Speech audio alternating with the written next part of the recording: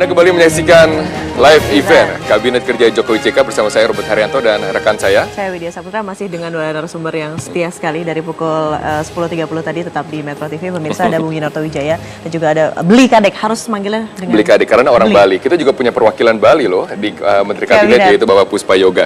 Nah, kita kan berbicara mengenai realisasi dari janji Jokowi JK. Tentunya kita akan mulai dari bidang ekonomi yang begitu banyak ditunggu-tunggu oleh masyarakat. Tim ekonomi sudah terbentuk, tapi tampaknya Anda katakan bahwa pasar hanya bereaksi sedikit dan juga ini bersifat sementara. Jika kita lihat tantangan ke depan dari defisit neraca perdagangan maupun juga ruang fiskal yang sempit, bagaimana Anda melihat hal ini dapat terwujud dengan tim ekonomi sekarang?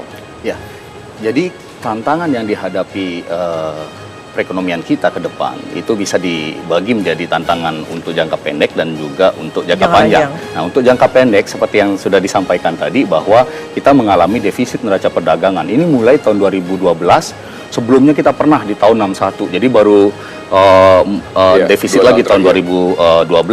Ini disebabkan karena kita menghadapi tantangan global. Yang pertama adalah pemulihan perekonomian dunia yang tidak menentu.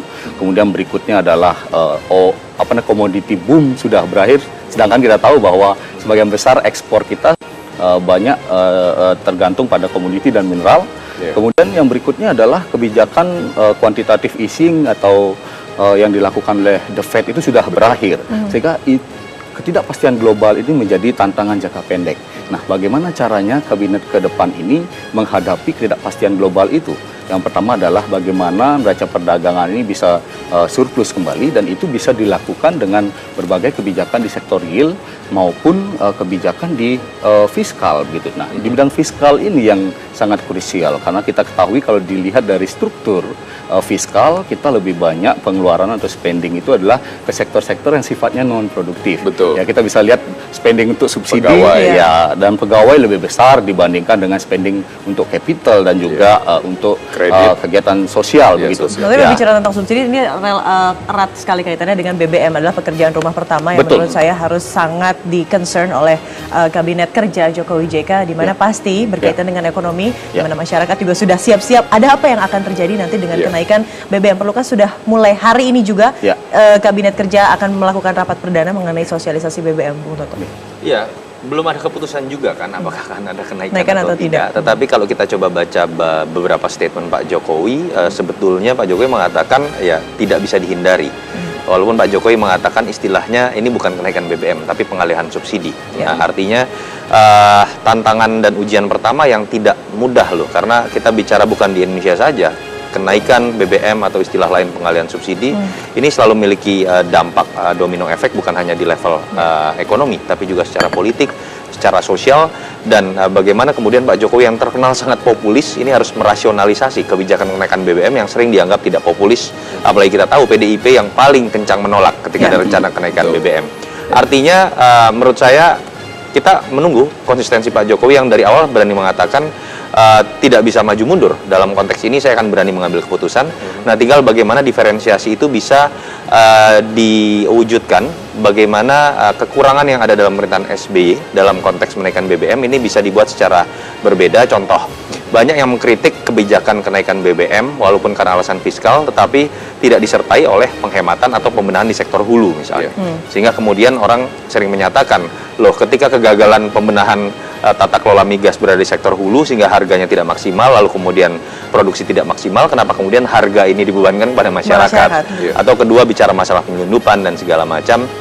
Yang menurut saya ini harus ada prakondisi yang ditunjukkan oleh Jokowi JK, entah dalam konteks efisiensi di bidang lain, sehingga kemudian ada sebuah justifikasi ketika sudah dilakukan prakondisi, sudah dilakukan sebuah efisiensi, tapi memang tetap dibutuhkan penyesuaian harga.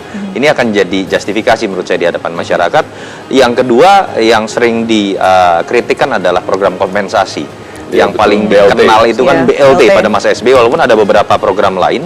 Nah, bagaimana umpan ini harus diganti oleh pancing? Sering ada yang mengatakan seperti itu, karena ini kan seperti memberikan permen kepada anak kecil yang sedang nangis dan marah ketika harga BBM dinaikkan. Ya, bagaimana kemudian ada sesuatu yang lebih produktif, dan setahu saya tim transisi sudah melakukan kajian itu dan setahu saya dalam kampanye kemarin juga sudah ada beberapa perencanaan yang dibuat. Nah, tinggal bagaimana pengkondisian itu dilakukan sehingga kemudian ini tidak menjadi gelombang besar ya yang sifatnya negatif ketika harus dinaikkan. Ada hal yang berbeda dari kenaikan BBM beberapa tahun yang lalu bahwa kenaikan BBM mutlak menjadi hak dari pemerintah, tidak perlu persetujuan DPR.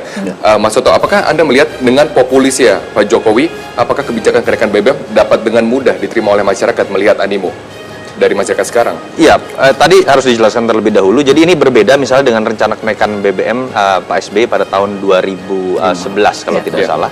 Ketika akhirnya harus melalui proses DPR karena kenaikan sekarang itu tidak berkaitan dengan pengubahan anggaran. Jadi sebetulnya ini hak sepenuhnya dari eksekutif. Berbeda saat itu berkaitan dengan subsidi PLN kalau saya tidak salah tahun 2011 sehingga kemudian harus disetujui oleh DPR. Sekarang hak sepenuhnya. Nah, tinggal apakah populis di hadapan masyarakat. Tadi saya sudah mengatakan prakondisi tadi bahwa sudah ada usaha optimal di luar kebijakan penyesuaian harga yang sudah dilakukan oleh pemerintah. Nah, itu tadi entah berupa tata kelola migas, lalu kemudian efisiensi di pos lain sehingga kemudian defisit fiskal sudah mulai bisa dikurangi. Yang kedua itu tadi bagaimana merasionalisasi program-program kompensasi.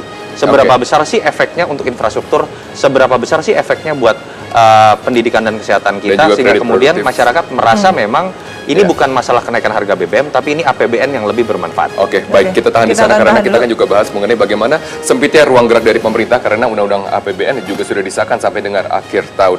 Kita akan kembali. Kita akan kembali selepas jeda pariwara berikut ini, pemirsa tetaplah di live event Kabinet Kerja Jokowi JK.